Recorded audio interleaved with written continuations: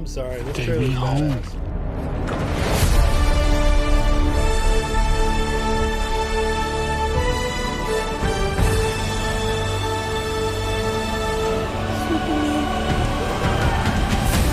I'm excited for this movie. I can't believe I'm saying that. Superman.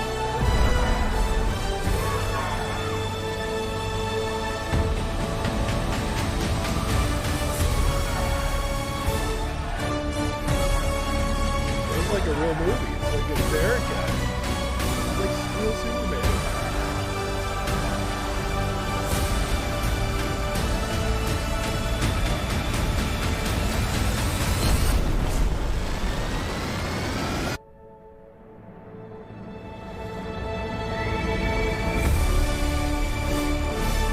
That looks sick.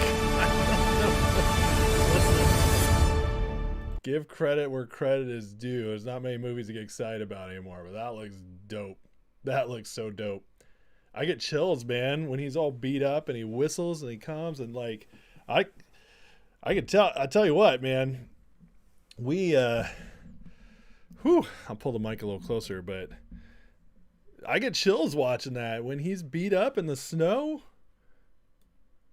and he whistles. This is next year's Superman movie. Country is brand new. Yeah, when he's right here just beat up, I tell you what, I got like a prophetic sense on this because he's beat up, he's down for the out, he's just, and then he goes and he whistles and it's Krypton, and you think that might be cheesy, but think about it. Man's best friend. Who's man's best friend? God. That's just a very prophetic. Very prophetic. I'm sorry. I got messed up, man. The movie looks awesome. Can't believe I'm saying it. I never was a big Superman guy, and then the guitar riff playing this old Superman theme, that's so cool. Oh, love it. I absolutely love it. Wow. Anyways, yeah, I'm so in. I'm 100% in. What is up, friends? I had to do a members live. I'm leaving to Charleston tomorrow with my wife for 2 days. We're going to go spoil ourselves and then Christmas. So who knows what kind of time I'll have during the week next week. I'll definitely get a couple lives in, but I don't know when. So I had to do members live tonight. I don't know how long I'll go on, but you know what? We got to talk about some stuff because what a crazy day. It's an absolutely crazy day. And if you're watching this later, sorry that I'll couldn't make it live when you're awake, but you know what? I still getting you guys your extra content. Vince, you're drinking at a Christmas party? You don't have to apologize, man. Have fun and be loud and brash if you dare. I love it. I love it. Donkey was first tonight. What's up, buddy? Butters, Darren, good to see you. US1. Drew Savala, I already said hey to you, country. Toe Cramp, what's up? I made it, man. US1 says big win for police, firefighters, teachers. HR 22 passed the Senate. Restore lost Social Security benefits to those that are penalized. Oh, is that for the COVID stuff? That's awesome. I didn't know that. That's great. Kathy, what's going on? Good to see you guys. Listen, I don't have a whole lot prepared as far as research, but I wanted to jump on because we still got plenty to talk about with Finger, and then obviously the Congress passed their bill today. So let's just get right into it because I know this is on everybody's minds. This was just an absolute disaster today. Absolute shellacking. And it came out of nowhere. None of us expected this today. So Finger just got destroyed. Lost almost 50% of its value today in one day. That sucks. That hurts. Especially we hit 260 earlier this week. I mean, you just don't expect stuff like this. It's crazy. At least we bounced back a little bit in after hours, but the volume's back up. So what happened today? Well, I'm not going to say we got gypped as far as what happened because he did talk about raising money in his talk with William. What the problem was is we got blindsided on the timing.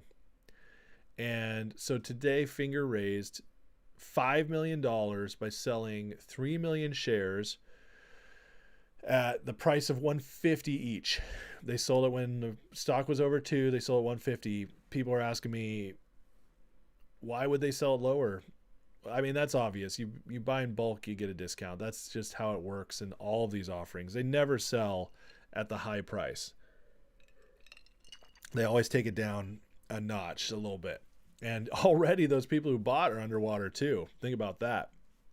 So the bad part is this really broke a lot of trust today. Really broke a lot of trust, really broke a lot of spirits. There's no getting around that. It just, it hurts. It hurts. It sucks. And you know what? I'm not making any excuses for him. It just is what it is. It never should have happened at this timeline.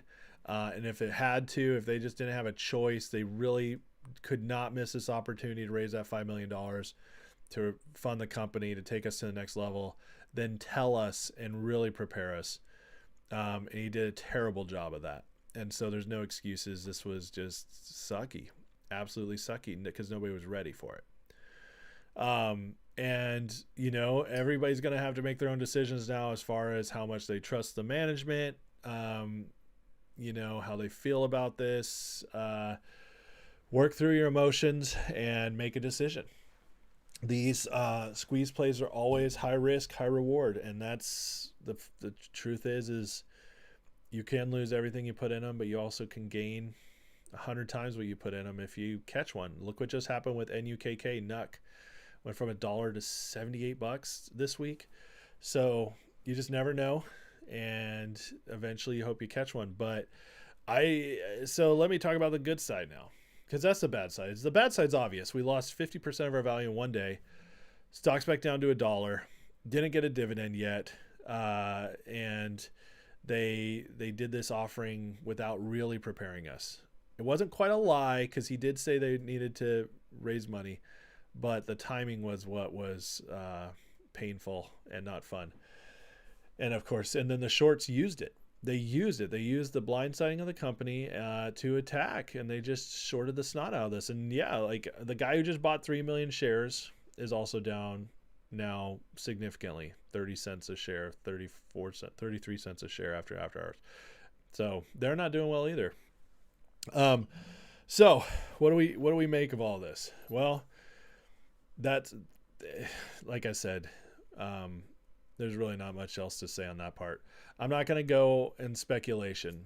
I don't think the company screwed us. I think they did something stupid. This was not, so on that positive end, this was 3 million shares. 3 million shares is nothing. Okay. That's less than 10% of the float. It's like 7% of the float, maybe. What is the float? It's in the 40 millions, I think. So that's like 7% of the float or something like that. That's not hurting us. Okay. That's not like when Adam Aaron pulls an offering for hundreds, millions of shares, or even what GameStop did this last year. So it's not on that level. So the amount doesn't bother me. It doesn't bother me at all. It's a fair amount for an offering to not kill shareholders. So how could it kill it this much? The shorts had to known something, or they had to been prepared for something, because they attacked the snot out of it. How else do you explain 3.8 million? And I'm sure some people freaked out and sold in the midst of it too. I don't think a lot of people, nobody I know really sold out, but in fact, I know a lot of people who bought the dip. I bought the dip. I bought it 130. I thought we were about bottomed, and nope, I'm all right down on that. But that's okay. I really feel like it'll bounce back. This guy, whoever bought it, they didn't buy 3 million shares at $1.50 after they did their due diligence, thinking they'd be down long. So I think it'll bounce back. I wouldn't be surprised if we're back over 150 by next week. As far as getting back up to 2, that might take a while, or it could go fast. We'll see. It's positive that it went up almost 10% after hours. So we don't know anything right now. We don't know if this is a blip. We don't know if it'll bounce back quick or if it'll take a while to bounce back.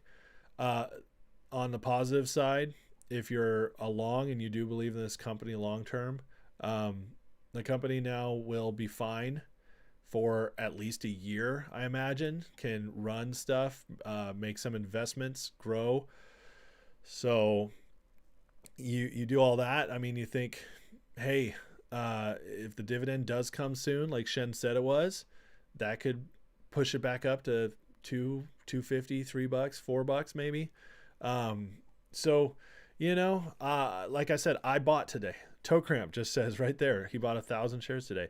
Yeah, I bought 700 something. It was a good chance to scoop back up at a low price. Based on after hours, I think we bottomed, and we'll see where we go from there. But listen, this does not change the fact that it's a stark reminder to all of us that nothing is guaranteed. It's still a hard battle we're in. It's still possible to lose, even in the best setups, and it hurts. It absolutely hurts. And so I'm not making excuses or anything. I'm just presenting both sides of everything I've had time to think about. I'm not trying to pump up the stock. I'm not trying to pump up your feelings on it. I think everybody needs to just reevaluate what they feel and make their decisions based on that. If this messed you up enough where you're like, I'm no longer in this, then you can either sell at a loss, or you can make a plan to sell when you're back to even, if it's 250, $3, whatever. I mean, because I feel pretty confident it'll get back to those levels. Nobody's gonna look down on you, because this was not cool. It just wasn't cool.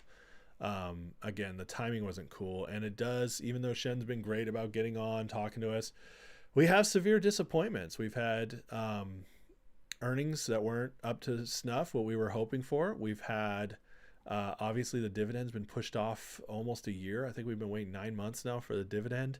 And even though he does interviews with William and he communicates a lot, we just haven't seen anything close to what we've been hoping for, even in the company side. So that's disappointing. I agree with you. What I would say right now is that at this price, even if you're completely done with the short squeeze side of it and you're like, I just don't see it happening with this company, which I would totally understand. If that's how you feel right now, I would tell you that this price right now is going to be a great trade in the next couple weeks, because at this price, probably hitting bottom, it should spring back up 150, 175, $2 pretty easily. And so there you go. You could just make a trade then, so that's where I'm at with Finger. I really don't have much else to say on it. I don't think this was a complete screw us over. I don't think they are shady. I don't think they lied to us, but I do think that they need to get on it and they need to do better. This was, at the best, it was a major mistake. At the worst, it was screwing us over. And I don't think that's true, because the amount, again, and also he did say something about it before, but still very disappointing. And so anyways, you guys make with that what you will. To me, I bought back in today, so I obviously have some confidence about where it could go. But I also am holding it a little more loosely now, and I'm watching the company a little more closely. And it just made me even more confident that DJT is going to be the one that I'm most excited for right now, and continue to believe is as close to a guarantee as you can get for at least a major run, because I think at the minimum DJT is going to triple or quadruple. So that's kind of where I'm at with that. But anyways, your guys' thoughts, feelings, anything are welcome in the chat. I'd love to address anything, especially if you have any questions. Please bring them up. But that's really all I got to say on Finger.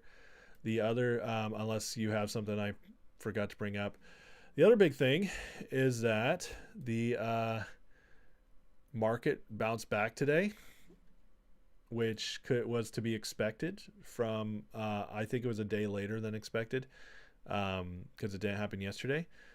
PCE, as soon as it came in, a little lower than expected, I mean in a good way, they just used it as an excuse to go nuts. But what's interesting is that the Dow was up over 800 at one point and still finished under 500 up. So big day, obviously, but it's not what it could have been, not what they wanted it to be. So there's still some weakness here, but it's pretty apparent to me that they've shaken off the this whole thing with the Fed, and the can will continue to be kicked. And we might see a melt up here through the end of the year at this point, as the first 2.5 weeks of December were all pain in the markets. And so, yeah, we'll just see where it goes. But yeah, I think the crash part is probably over at this point, at least for a few days, few weeks. So we'll see what happens. But they were able to stabilize, and that's interesting too. So what's up, Cam? Yeah, this is the late night members. Also, finally, in fact, this just popped up on my feed. So the House already passed the spending bill, the continuing resolution, and now the Senate just passed it. So this will get signed. And listen, there's a lot of competing narratives over this. A lot.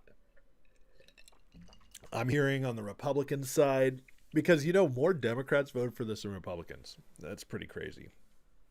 I'm hearing on the Republican side, a lot of Republicans are mad that they didn't get it as a vote in pieces bill. It was all put together in one. And then Democrats are like, oh, we gotcha. We beat Trump. Neither of those narratives are true. I'm going to tell you exactly what happened tonight. We won. MAGA won here. We still have a Democrat president.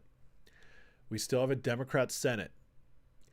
And with those two things, we were able to kill an almost 1,600-page bill filled with little sneaky new laws, censorship funding, COVID stuff funding to push stuff on us, all this crazy stuff. And there's other things in there too that I just can't remember off the top of my head. It's late. But a whole bunch of nonsense in that 1,600-page bill. We got it down to a 118-page bill, and it passed tonight with none of those little laws in there, no major new projects. This is a continuing resolution of the already money being spent, along with disaster relief, and then a couple pet projects here and there for a couple $100 million, a few million. Listen, that's insane money, but not to our government. To our government's pennies. So, we just got to say, you know what? We won. We won. We got so much down, cut out of this bill and got it passed cleanly. This is huge. We still won. So the Republicans are being babies, and it pisses me off. It honestly does. Cause this is a process that it's not going to happen in one night. And the Republicans that act and just say no to everything, no matter what, and act like it should all be done at once, those people piss me off. We're not going to get anything done through them. The Democrats saying they got Trump, they're such liars. They were so mad that huge omnibus did not get passed. They're so mad about it. And so what they did is, and Democrats are really good about doing this, they create a new narrative over the last couple of days after they got over being mad. And they said to Democrats, the main thing is always control the narrative. Because if you control the narrative, you always eventually get wins. And so what they did is they went from full on damage control very quickly and went into Elon owns Trump, Trump's a loser, and so they defeated that bill last night. Now they voted in this one. And now they get to say, we did this. And that's what they were going to run with. Nobody's going to believe it. Nobody cares. All anybody's going to care about on the people is that we defeated that big one. That's it. But they're going to try to run with it. So that's where we're at with this. This probably gets signed by Biden either late tonight or tomorrow morning, or his handler. And it's done. The government shutdown's gone. Hallelujah, they did it. Yay. I would have rather have been shut down, but whatever. The fact that it passed like this is a huge win. It's just a huge win. And again, Mike Johnson failed us a little bit, because it would have been better to have it voted piece by piece, broken up. That way, A, we would have set a new precedent, and B, it would have put more people on the record for different things. And that would have been the best way to go. That didn't happen. The deal he made with the Democrats was to put it all into one. That shows you right there they didn't want to be put on notice. Once that deal was made, they still got through. It's still a win, guys. It's still a win. Take what we can get, especially until Trump gets in. Once Trump's in, we can raise our expectations a little bit. But for now, the fact that we were able to do this without having the presidency, without having the Senate yet, that we stopped them from getting their one last little wish list through, that's huge. It's huge. So take the win, be excited about it, and don't listen to the stupid narratives after that. I agree with this right here. President Trump got a massive win in Congress after he blocked the swamp 1,500-page version, got a clean version without pay raises, without most of the other junk like the NFL stadium vaccine mandates. More important, secured legitimate funding for disaster aid for farmers and states, cut the bill from 15 to less than 150. Trump removed J6 community immunity and blocked funding for the State Department censorship department. That's it, man. That's a huge win. Huge freaking win. And you know what? The Democrats own it now. They signed this for their own thing. I mean, against their own wishes. And you know what? Great. Now, this is interesting. Look at all the no votes. We had 34 Republicans vote against it. So even if they'd all voted for it, it would have been 204. It still wouldn't have passed. So that's interesting right there. But anyways, good stuff here. Good stuff. Solid improvements by Trump as the House passed a much better CR. Key points began at 15 to cut to 120. That's very similar to one I just read, but aid for farmers. So not perfect, but better than before. Exactly. That's exactly true. And this is a great clip right here. Let me play this real quick.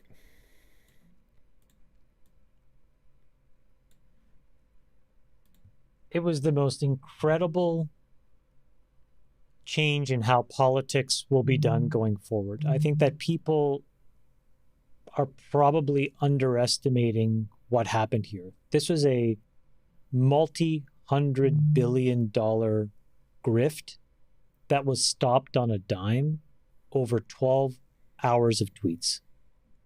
You would have never thought that that was possible. The point is to put a dagger in something that big that had so much broad support just a few hours earlier. I think it's so consequential in how the United States can run going forward. It was the most incredible. That's so true. And that's where the biggest win is, guys. The people won. The people said nope, and we won. And that's just so huge. It's so huge, just like I said the other day. Drew, it seemed like a big whammy. They were supposed to give us a dividend, so they give us an offering. I think everybody's mad about it. Yeah, and you should be mad, Drew. You should be. I completely validate your anger. You should be mad. They, like I said, best case scenario, they did something stupid as far as the timing and not preparing us for it. Worst case scenario, it was crooked. I really don't think about that it was crooked, but I do think they got to do better, and there's just no excuse for failing us this way. So I agree with you, True. Will those 34 be primaried, says Moody? It depends. It's so early in the cycle. Some of them could come back around, and Trump could be happy with them by the time they run again in 2 years. But yeah. And what does primary mean? It means you actually field a challenger to them before the main election. So in America, we have primaries where the Republicans vote on different Republicans to be who will go up against the Democrat or whoever else. It's always a Democrat almost, but sometimes every once in a while it's an independent. And the Democrats do the same thing. It's like you pit your own against each other. Best man or woman wins, and then that person goes on to the big leagues. Okay, it's like the minor league baseball. So when you primary somebody, when you say I'm going to primary you, it means we're going to find another candidate. We're going to put money behind them. We're going to give them our advertising and our endorsement, and we're going to try to beat you and knock you out. That's what it means to be primaried. Butters, I wonder if the Republican names same people who voted against yesterday's bill. I could almost guarantee you it's at least a lot of the same names. It's just the same people. They'll have the same reasons for it too. You missed the beginning. Where are we talking about? Were you the offering? Moody, I'd recommend just going back and watching the whole thing. Just start from the beginning. It's not that long because I go into detail, pretty much share all my thoughts on it. But yeah, they offered 3 million. They made 5 million off 3 million shares is what they did, which not a huge dilution. We should not have gotten killed the way we did, but the shorts also jumped on at the same time, and all that combined just killed us today. Killed us, and it was a mistake by the company to do it right now, or at least to do it the way they did it. So that's just obvious. But anyways, guys, we were talking about Finger, yeah, Moody, and then we were talking about the debt thing. So we were talking about both.